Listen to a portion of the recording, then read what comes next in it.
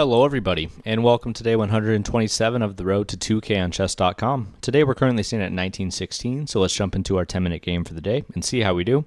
Now as the game is going along, if you guys have comments for how I played, definitely leave something on down below. If you guys enjoy the video, hit the like button, and then finally, if you have not yet, subscribe to the channel, and that just helps to make sure that you don't miss any of my future content. So today we get a Sicilian defense. So I'm going to play knight to f3, and we're going to go for an open Sicilian. Now, even after knight to c6, I'm going to go ahead and go for this variation, where they play an immediate e5. Now, immediate e5, if I play knight to b5, queen to a5, and knight to c3, I think we're doing just fine. So let's go ahead, let's play knight to b5, going after the dark squares. Opponent pretty quickly blitzes out d6. And I don't quite remember what the correct variation is here. For now, I'm just going to develop my dark square bishop with bishop to e3.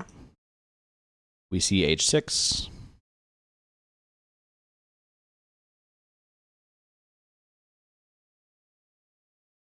And I'm trying to figure out what the best way for me to go about this position is. I'm not entirely sure. I could go for queen to d5 and bishop out. But I just don't think we get enough for that. I could develop bishop to c4, which I don't hate, so we're going to go ahead and do that. Both of our bishops are out. Knight to f6. Goes after this pawn. So I think here it would make sense to play knight to c3. It does unfortunately create this knight that's kind of almost trapped, I guess, on the opponent's side of the board. But if takes, I do have queen here.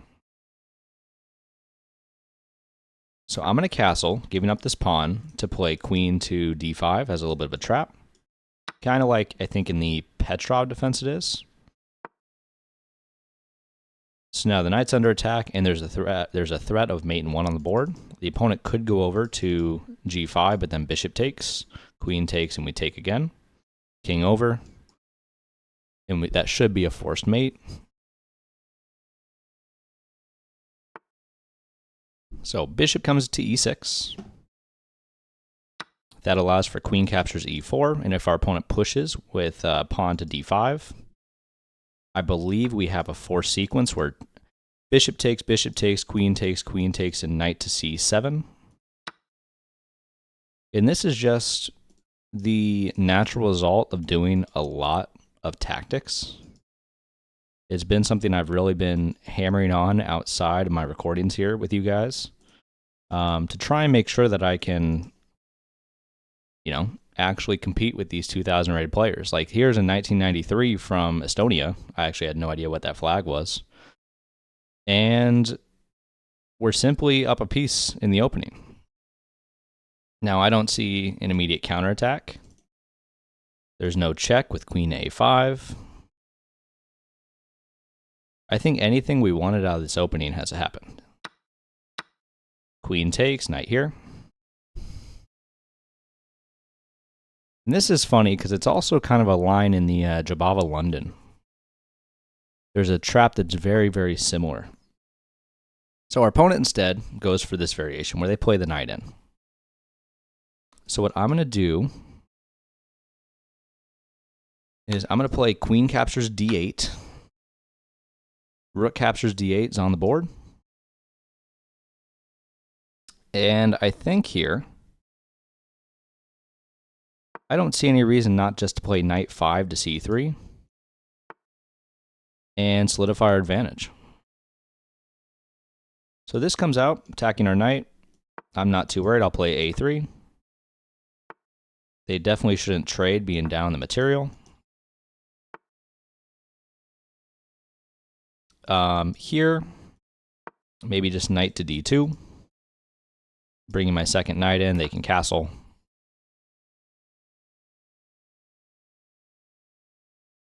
Now, if I play knight D to e4, there is f5.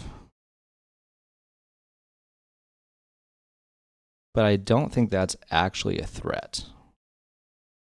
So maybe instead I'm going to play rook a to d1 and then knight to e4. Our opponent comes here. The threat is f4, essentially trapping the bishop.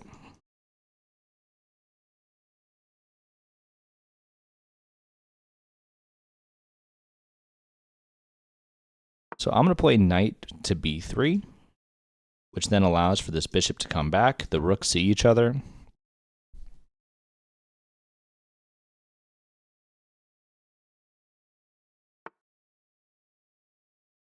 f4 comes in.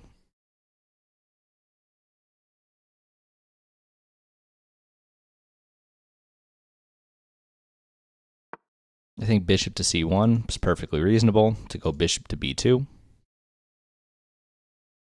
And now there is a hole on e4. I can stick a knight right there.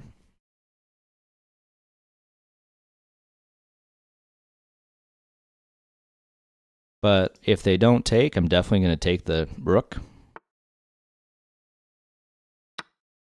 And, I mean, if they allow for the trade, rook to d1, I'm taking the open file. My threat, if you move the rook, is rook to d7. So I think you have to play... Oh, guess not.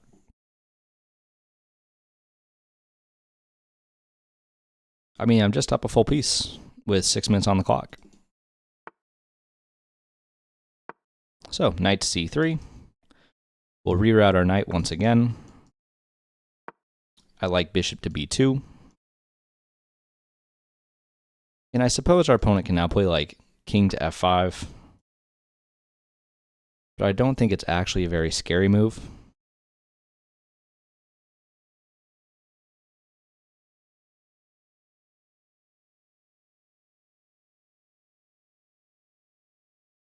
Maybe here knight to d2, and then bringing this knight in.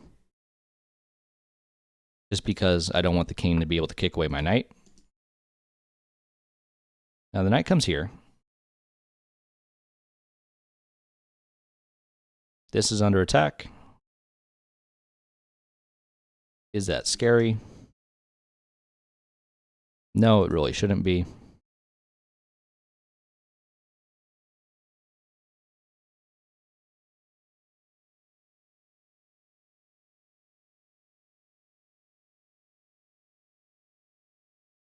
Even though I don't want to, I really should be more careful to not just give away pawns. So maybe I will go f3 here. Our opponent can take the pawn.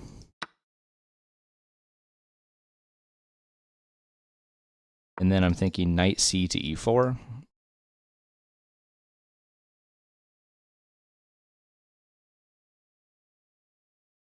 This knight is very nearly trapped. It does have, yeah, knight to e3.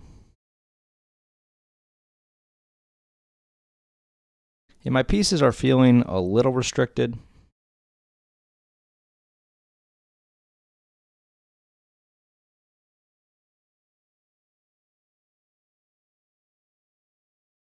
So how do I actually make progress in this position? I'm going to start with the move g3 to break apart the pawns.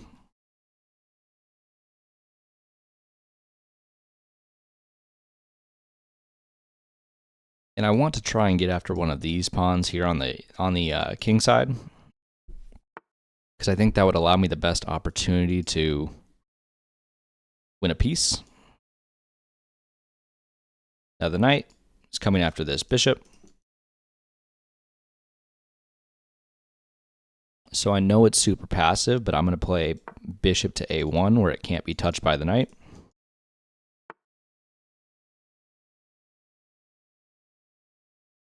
Let's go ahead, go g captures f4.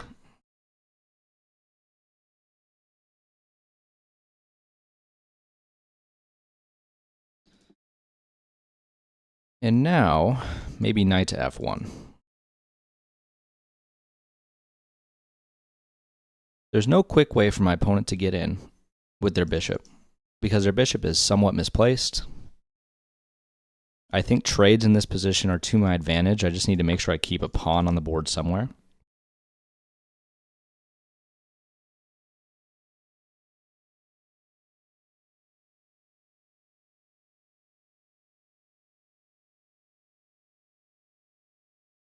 I think here knight e to d2 makes sense because there's not a very easy... Oh, I hung a pawn.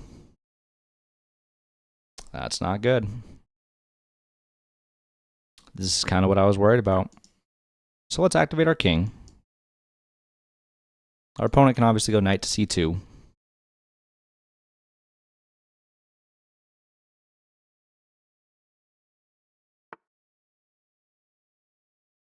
But instead they step back.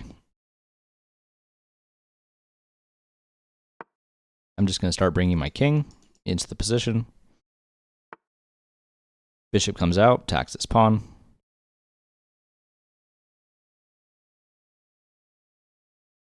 And I think here knight to c4 at least wins this piece at the expense of this b pawn. The toughest part is going to be trying to fight against this passed a pawn, outside passed pawn.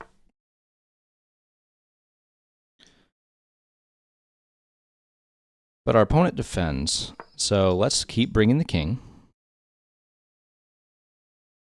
They may try and come after my knight, and then knight to d2 doesn't look terrible. Now that one I don't like as much, but I think I bishop captures e5. And if knight takes, I have bishop captures here.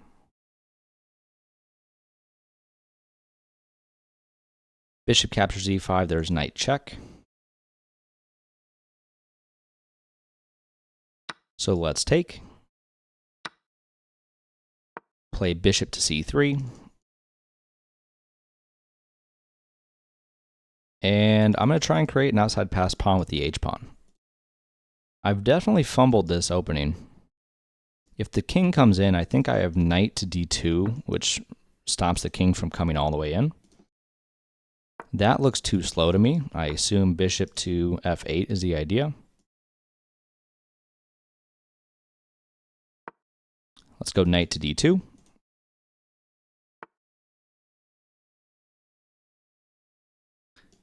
The opponent isolates the pawn, but knight to e4 looks pretty strong. And my opponent is essentially out of moves, so they do move their bishop.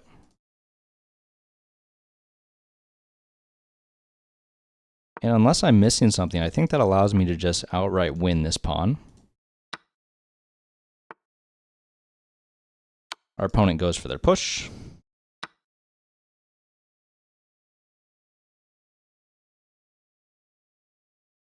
Now the only thing I need to do here is not let this pawn promote. So I'm going to start with knight to c5.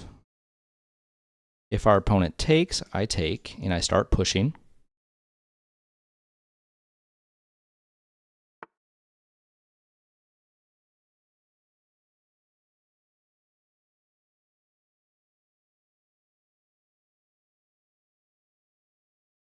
I'm going to go knight to e6.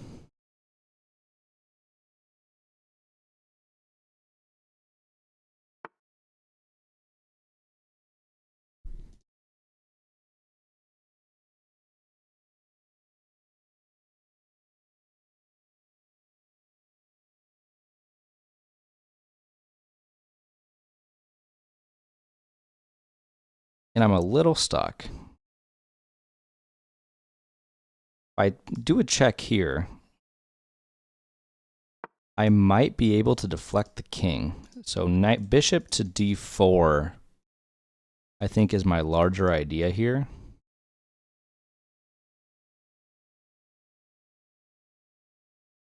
But man, it is not clear. Yeah, let's go bishop to d4 check.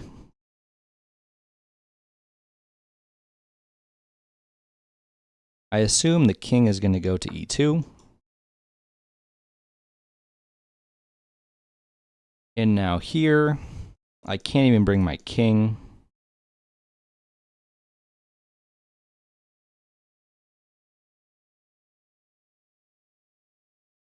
But can I sacrifice? Oh, I have a check.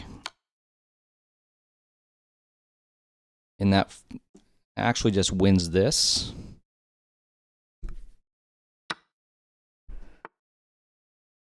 I'm forced to sacrifice here. And now, if I play the move h4 and force the opponent to go this way, I think I promote first.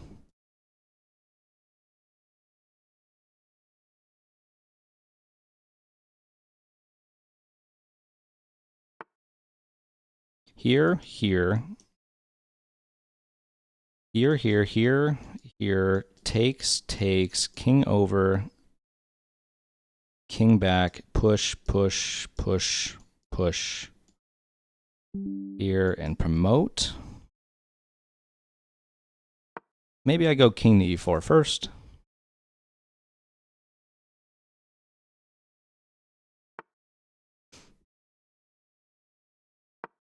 King to f5.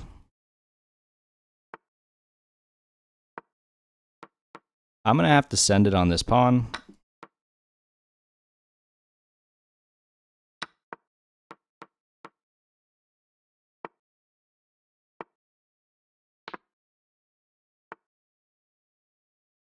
Now, there's a way to win this game. And it's been a while since I've had to defend it. But the idea is essentially that you try and get the king in front of the pawn. And then you slowly kind of weasel the king away. So now king to f4.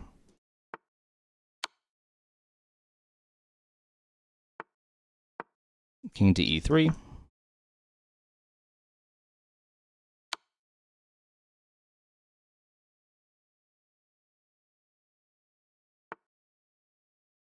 Oh. Queen to b3.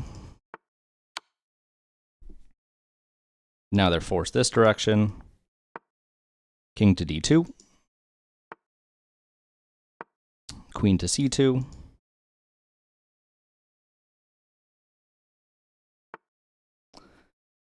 Check. King to c3. And queen to c2, checkmate with 4 seconds on the clock. So, horrible conversion by me, but at least we won. So let's look at the game review and see how we did.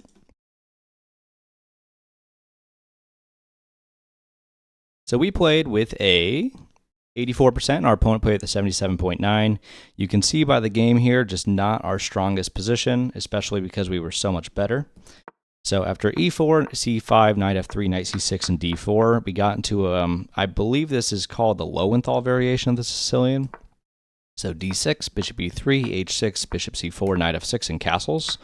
Giving up this pawn with the idea of queen to d5, which threatens mate and threatens the knight. Now after bishop e6, queen captures e4, d5, bishop captures, and queen captures d5. My larger idea here was if queen captures d5, we have knight to c7 check. The king can no longer castle, and we take the queen back.